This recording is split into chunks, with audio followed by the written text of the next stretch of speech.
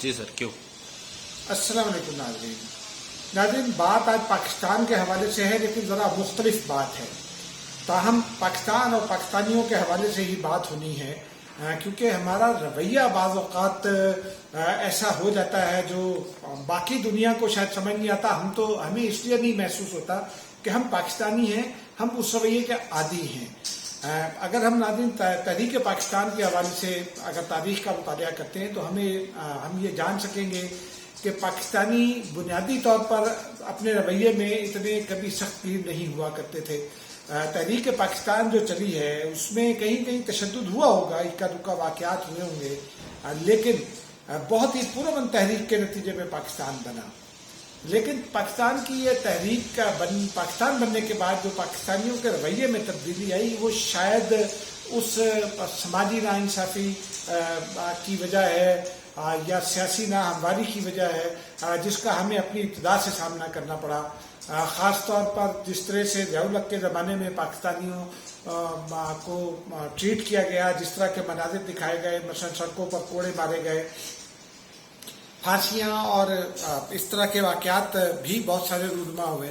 اس کے نتیجے میں ہم کچھ سخت گیر ہو گئے اور پھر ہمیں مذہب کا تڑکا لگایا. حالانکہ پاکستان بننے کے بعد اور پاکستان بننے سے پہلے جو بر صغیر کے مسلمانان ہیں، اور خاص طور پر وہ لوگ جو پاکستان ہجرت جنہوں نے کی یا اس علاقے میں پہلے سے بستے تھے، وہ پہلے ہی پکے عقیدے کے مسلمان تھے. مساجد اس وقت بھی بھری ہوتی تھیں، آج بھی بھری ہوتی ہیں، اس پہ کوئی شک نہیں ہے. لیکن ہمارا رویہ مجموعی طور پر عجیب ہوتا جا رہا ہے، جو دنیا کی سمجھ میں نہیں آتا. ہم چونکہ اس سسٹم کا حصہ ہیں، اس لیے ہمارے لیے یہ عجیب نہیں رہا. ناظرین، مجھے یاد ہے کہ احتجاج ہوتا ہے جب بھی پاکستان میں، تو شروع میں تو یہ پرامن رہا کرتا تھا، لیکن پھر جب وہ پی این اے کا احتجاج ہوا 1977 میں، جب بھٹو حکومت کے خلاف، اس وقت کی ذوالفقار علی بھٹو حکومت، تو اس وقت پاکستان ایک تشدد کا عنصر در آیا. اس میں شاید اس وقت کی حکومت کا بھی قصور ہوگا، لیکن جو بنیادی قصور تھا وہ عوام کو لیڈ کرنے والوں کا تھا، کیونکہ انہوں نے ہی عوام کو تشدد پر مائل کیا تاکہ ان کے مطالبات پہ جان پڑے. پھر مذہب کارڈ استعمال کیا اور اس کے نتیجے میں پھر جو ان کا بعد ازاں اپنا رویہ رہا ذوالفقار علی بھٹو کی پھانسی کے بعد اور اس سے پہلے حکومت جانے کے بعد، تو اس سے بھی عوام میں غم اور غصے کی ایک لہر پیدا ہوئی، جس کے آج ہم نتائج بھگت رہے ہیں. جی ہاں ناظرین، بات ہو رہی ہے یورپی یونین کی حالیہ قرارداد کی، جس میں پاکستان کے جی ایس پی پلس اسٹیٹس کو ریووک کرنے کے لیے نظر ثانی کا کہا گیا ہے. گو کہ یہ بھی میں آپ کو بتاتا چلوں، اور میری بھی یہ غلط فہمی ترجمان دفتر خارجہ نے دور کی، زاہد حفیظ چودھری صاحب نے. انہوں نے یہ بتایا کہ وہ جو نظر ثانی کا پروسیس ہے، وہ اس میں مکینک وہ پروسیس موجود ہے. جو جی ایس پی پلس اسٹیٹس ملا، ہر 2 سال کے بعد نظر ثانی ہونا ہوتی ہے انہی ایشوز پر جو اس قرارداد میں اٹھائے گئے ہیں. لیکن یہ ایسا کیوں ہوا کہ پہلی بار یورپی یونین نے مذہب کے حوالے سے پاکستان پر بہت سخت قسم کی زبان بھی استعمال کی اور کچھ الزامات بھی عائد کیے؟ اس کا تجزیہ 2 طرح سے ناظرین کرنے کی ضرورت ہے. جو قرارداد ہے اس میں یہ کہا گیا ہے کہ پاکستان میں عورتوں کو حقوق نہیں دیے جاتے، انسانی حقوق کی صورتحال ابتر ہے، مسنگ پرسنس کا بھی تذکرہ ہے. لیکن توہین رسالت کے قوانین کے حوالے سے یورپ نے ایک ایسی بات کی ہے جو میرے لیے بھی شاید ناقابل قبول ہو، کیونکہ کسی بھی مسلمان کے لیے جو خاتم النبیین پر یقین رکھتا ہے، تو رسالت کے خاتمے پر یقین رکھتا ہے اور یہ سمجھتا ہے کہ رسول اللہ صلی اللہ علیہ وسلم آخری نبی ہیں، اس کے لیے جو عقیدہ ختم نبوت کے برخلاف بات ہے وہ قابل قبول نہیں ہے. اور یہ جذبات کا بھی معاملہ ہے، جس طرح سے یورپ میں ہولوکاسٹ کا معاملہ ہے، تو اس پر اس کا خاص طور پر تذکرہ کیا گیا. اور مجھے یاد آیا 1989 جب پاکستان پیپلز پارٹی کی پہلی حکومت تھی، اس وقت بعض قوتیں جس میں اس وقت کے صدر بھی شامل تھے، آج کے جو قائد ہیں ووٹ کو عزت دو والے میاں نواز شریف صاحب، یہ اپوزیشن لیڈر تھے اور یہ بے نظیر حکومت کو ٹاپل کر کے اقتدار میں آنا چاہتے تھے. تو وہ اس ساری موومنٹ کے پیچھے بھی تھے، اس وقت اس حکومت کو گرانا چاہتے تھے. اس درمیان میں سلمان رشدی مرحوم نے ایک کتاب لکھی جسے میں صحیفہ ابلیس کہتا ہوں. سیٹنک ورسز اس کا انگریزی نام ہے، شیطانی آیات اسے ترجمہ کیا پاکستانی اخبارات نے. اس حوالے سے وہ احتجاج ہوا. ناظرین، مولانا کوثر نیازی نے اسلام آباد میں لیڈ کیا، اور دیکھیے کہ نواب زادہ نصر اللہ خان جیسا مرنج شخصیت کا مالک شخص بھی اس تحریک کا حصہ تھے. وہ تحریک، اس میں جلوس نکلا، وہ امریکن امبیسی گیا، امریکن امبیسی پر توڑ پھوڑ اور حملے کی کوشش ہوئی، پھر وہ وہاں سے واپس آیا اور یہاں اسلام آباد کے دارالحکومت میں جہاں میں اپنے یہ ویڈیو ریکارڈ کر رہا ہوں، اس سے صرف 1 کلومیٹر کی دوری پر برٹش کاؤنسل لائبریری واقع تھی. بہت ہی علم کا ایک بڑا زرخیز سرمایہ وہاں دستیاب تھا. اس لائبریری کو آگ لگا دیا، اور اس کے بعد پھر برٹش کاؤنسل لائبریری پاکستان میں تقریباً عام آدمی کے لیے اس تک رسائی ناممکن ہو گئی، اور علم کا ایک خزینہ بند ہو گیا. 6 لوگ اس میں جان سے گئے. یہ پہلا واقعہ تھا اس حوالے سے، اور جس میں تشدد ہوا اور پھر کچھ لوگ اپنی جانوں سے گئے. اس کے بعد ناظرین مجھے یاد آتا ہے اور بہت سارے واقعات ہوئے. توہین رسالت کے قانون میں پیپلز پارٹی کے بینظیر بھٹو کی جو دوسری حکومت تھی، اس میں وزیر قانون تھے اقبال حیدر. انہوں نے اس کا غلط استعمال روکنے کے لیے کچھ کہا، تو اس کے بعد بھی ظاہر سی بات ہے جذبات کا معاملہ تھا، تو لوگوں کے جذبات بڑھ کے اور پھر وہ منہ ٹھنڈی ہو گئی. لیکن مجھے یاد آتا ہے پاکستان پیپلز پارٹی ہی کی جو تیسری حکومت تھی 2008 سے 2013 کے درمیان، اس میں تقریباً 1 سال کی حکومت ہو جانے کے بعد، جب اس وقت تک تواشیف صاحب اتحادی تھے، پھر اتحاد سے نکل گئے، اس کے بعد بھی ایک مرتبہ یہ رسول اللہ کے خاکوں کا معاملہ آیا، پاکستان میں احتجاج ہوا، افراد سے پاکستان نے یہ معاملہ اٹھایا. لیکن اس وقت پاکستان میں ہونے والے احتجاج کے نتیجے میں 5 ارب روپے کی پراپرٹی کو نقصان پہنچا. اس پر یورپ میں ابرو اٹھی پاکستان کے خلاف، جو ایک آلریڈی ایک صورتحال جو ہم سمجھتے ہیں اس میں کسی حد تک جائز بھی ہے، وہ موجود تھی. اور اس میں یہ جب معاملہ ہوا تو پھر یورپ میں ابرو اٹھنا شروع ہوئے، کیونکہ اس وقت تو پھر جمہوری حکومتیں تھی، اور پھر جو پاکستان کے ادارے تھے، پاکستان میں مقتدر قوتیں تھیں، ان کے اوپر بھی کچھ الزامات لگنا شروع ہوئے. اس کے بعد ہم نے پہلی بار تحریک لبیک کا نام سنا، جسے کچھ لوگ سمجھتے ہیں کہ کالعدم ہو گئی ہے. میں ذاتی طور پر اس خیال کا حامل ہوں کہ ابھی وہ کالعدم نہیں ہوئی، کیونکہ سپریم کورٹ میں حکومت نہیں گئی ہے اس کے خلاف، اور اس کے بغیر یہ کالعدم ہو نہیں سکتی. سپریم کورٹ ڈگری جاری کرے گا، اس کے بعد یہ کالعدم ہو سکے گی. اس وقت اس کا نام سامنے آیا. ممتاز قادری والے ایشو پر مولانا جو تھے طالب رضوی صاحب، وہ ابھر کر سامنے آئے. اس وقت انہوں نے انتہائی گالم گلوچ سے کام لیا، میڈیا پر تشدد کیا. اس وقت وہ بہت ابھر کر سامنے آئے. پھر اس کے بعد ایک سلسلہ بن گیا. بعض حلقوں کا یہ دعویٰ ہے، بعض جو اندر کی بات جاننے کا ادراک رکھتے ہیں یا دعویٰ کرتے ہیں، ان کا یہ دعویٰ ہے کہ یہ تحریک لبیک پاکستان کریٹ کی گئی میاں محمد نواز شریف صاحب کی مدد سے. واللہ عالم بالصواب. لیکن یہ الزام بعض لوگ ان کے اوپر ہی عائد کرتے ہیں، اور پھر بعد میں وہ نواز شریف کے خلاف ہی استعمال ہوئی. پھر ہمیں یاد آتا ہے 2017 کا دھرنا، جو فیض آباد دھرنا تھا، جس پر قاضی فائز عیسیٰ صاحب نے ایک فیصلہ دیا، اور پھر اس فیصلے کے نتیجے میں قاضی فائز عیسیٰ صاحب سمجھتے ہیں کہ جو کیس بنا ان پر اور ان کی اہلیہ پر اثاثوں کا، وہ اس کے پیچھے وہی فیصلہ تھا. اس فیصلے میں مجھے ذاتی طور پر ناظرین علم ہے، میں وہاں ایوان میں موجود تھا. جس شخص نے اس غلطی کو پوائنٹ آؤٹ کیا تھا، وہ ایک کمیٹی نے وہ ڈرافٹ کیا تھا ریزولوشن، اور وہ لا کا وہ ڈرافٹ بنایا تھا جو فارم تھا اس حوالے سے، ختم نبوت کے حوالے سے. اس میں ایک لکونہ تھا. وہ زاہد حامد صاحب نے جو وزیر قانون تھے، وہ اس کو انہوں نے نوٹ کیا، اور انہوں نے بتایا کہ یہ خامی ہے. لیکن اس وقت ایسا شور مچا کہ زاہد حامد کی آواز دب گئی، اور بعد میں اسی زاہد حامد کو استعفیٰ دینا پڑا وزارت قانون سے، اور پھر وہ اگلے الیکشن میں کھڑے بھی نہ ہوئے. ان کے بیٹے کھڑے ہوئے، شاید وہ نہیں جیت سکے، لیکن بہرحال ان کو اپنی سیٹ سے ہاتھ دھونا پڑے. اور تحریک لبیک کا دھرنا تب ختم ہوا. 1,000 روپے انہیں بانٹے گئے، جس پر بہت ساری شخصیات پر الزامات بھی عائد کیے جاتے ہیں. لیکن یہ واقعہ ہوا. پھر اب مجھے یاد آتا ہے اب حالیہ واقعہ جو جس طرح سے یہ پاکستان میں ہوا، اس کے بعد حکومت نے تحریک لبیک کو گو کہ کالعدم قرار دینے کا فیصلہ کر لیا. اور ظاہر سی بات ہے، حکومتیں جب فیصلہ کرتی ہیں تو پھر اس پر کچھ وقت لگتا ہے، وقت درکار ہوتا ہے.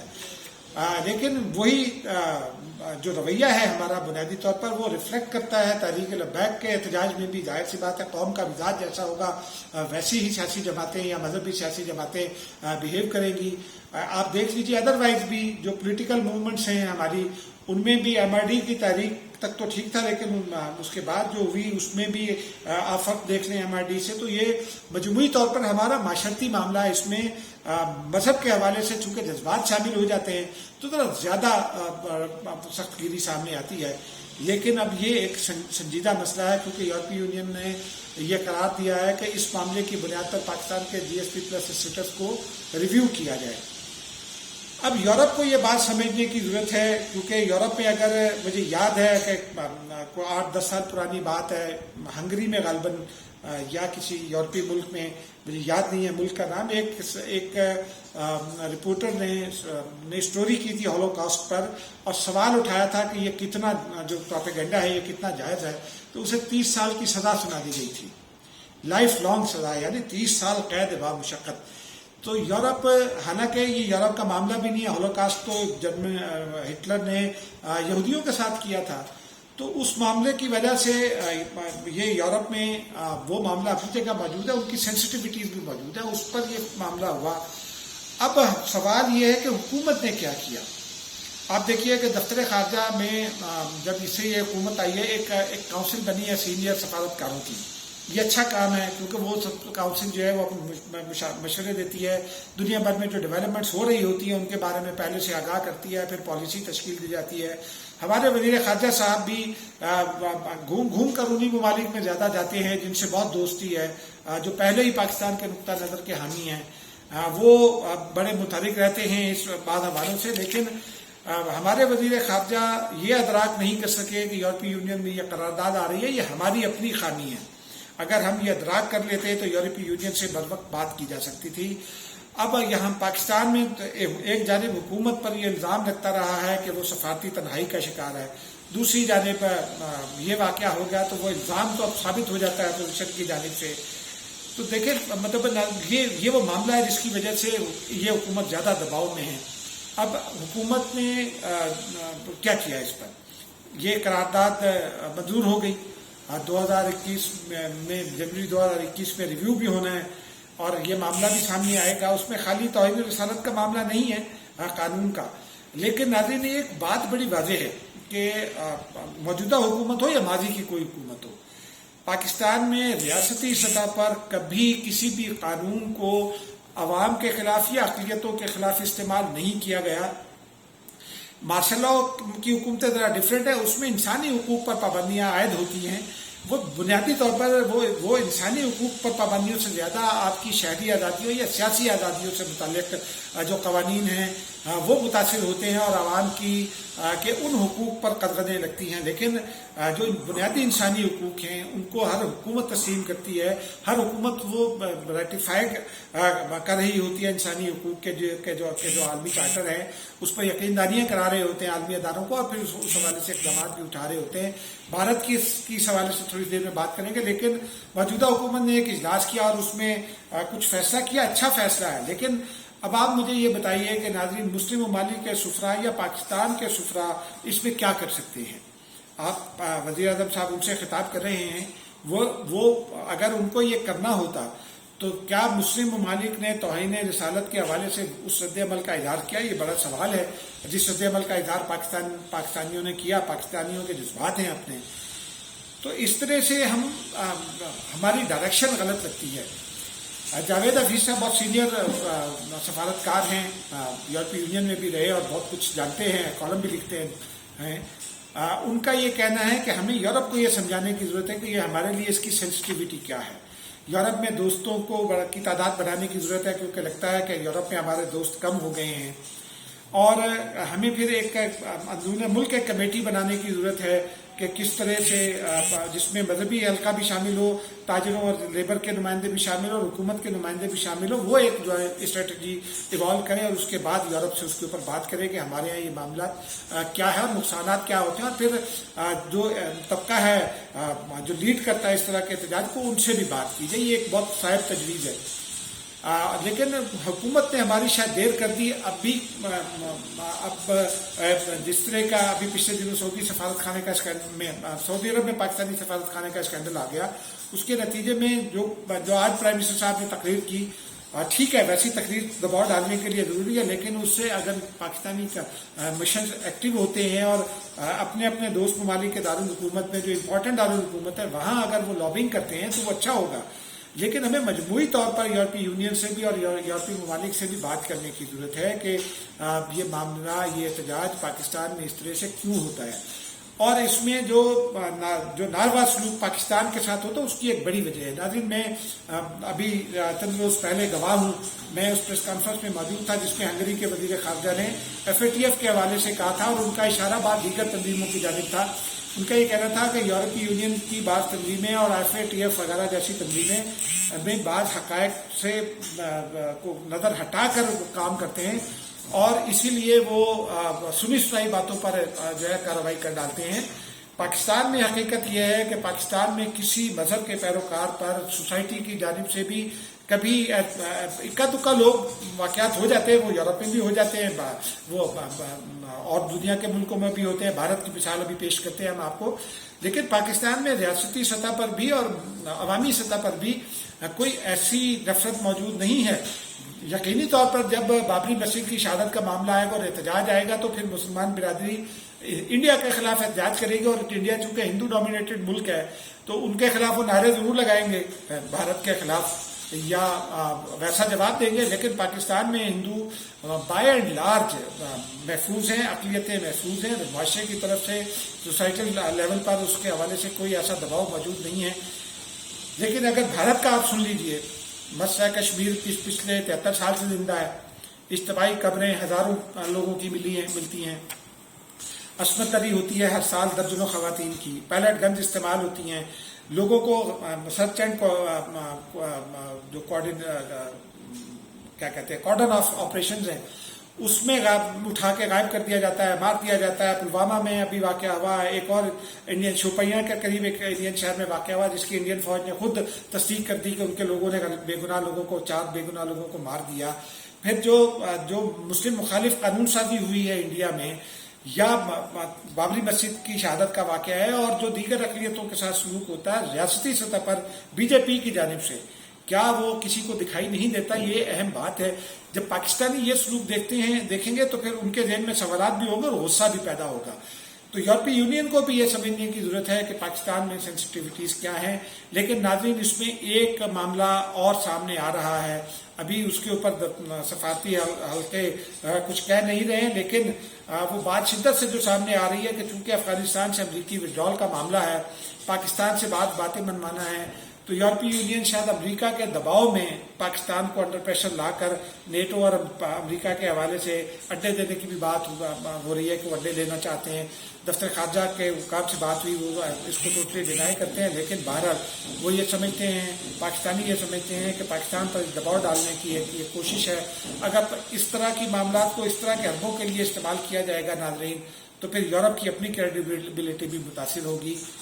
ہم یہ سمجھتے ہیں کہ حکومت کو بہت سوچ سمجھ کر چلنا چاہیے, جاوید حفیظ صاحب کی تجویز پر عمل کرنا چاہیے, پارلیمان میں اس معاملے کو ڈسکس کر کے اس کو سارٹ آؤٹ کرنا چاہیے. پارلیمان ہی آپ کو ہر مشکل سے بچا سکتی ہے. اس وقت بھی پارلیمان کا اہم اثر ہوگا, کیونکہ یورپی یونین کے ساتھ یہ جو معاملہ یہ خالی تجارت کا معاملہ نہیں ہے. تجارت $12 ارب کی ہے ہماری ایکسپورٹس, اور آپ دیکھیے کہ یورپ کو جو ہماری بیشتر تجارت ہے وہ ٹیکسٹائل اور ویلیو ایڈڈ کی ہے, اور ہماری ورک فورس کا 45% حصہ ٹیکسٹائل سے وابستہ ہے یا ویلیو ایڈڈ سے وابستہ ہے. تو اس طرح سے جو یہ اگر GSP+ اسٹیٹس کو کچھ ہوتا ہے تو ٹیکسٹائل کو نقصان ہوگا, اس ورک فورس کو نقصان ہوگا. 22 لاکھ پاکستانی یورپ کے مختلف ملکوں میں کام کرتے ہیں اور وہاں سے $3 ارب سے زیادہ زر مبادلہ سالانہ بھیجتے ہیں. ناظرین, یہ وہ اثرات ہیں جو جن کو سامنے رکھ کر پاکستان کو فیصلے کرنے ہوں گے. اب تک کے لیے اتنا ہی, مجھے اجازت دیجیے. آپ سے بس یہ ایک بار پھر درخواست کہ میرے چینل کو سبسکرائب کیجیے, بیل آئیکن کا بٹن دبائیے, اور اس میں جب آپ بیل آئیکن کا بٹن دبائیں گے تو اس میں ایک آپشن آئے گا آل کا, اس کو کلک کیجیے تاکہ آپ کو تمام نوٹیفیکیشنز ملتے رہیں. اب تک کے لیے اتنا ہی, خدا حافظ.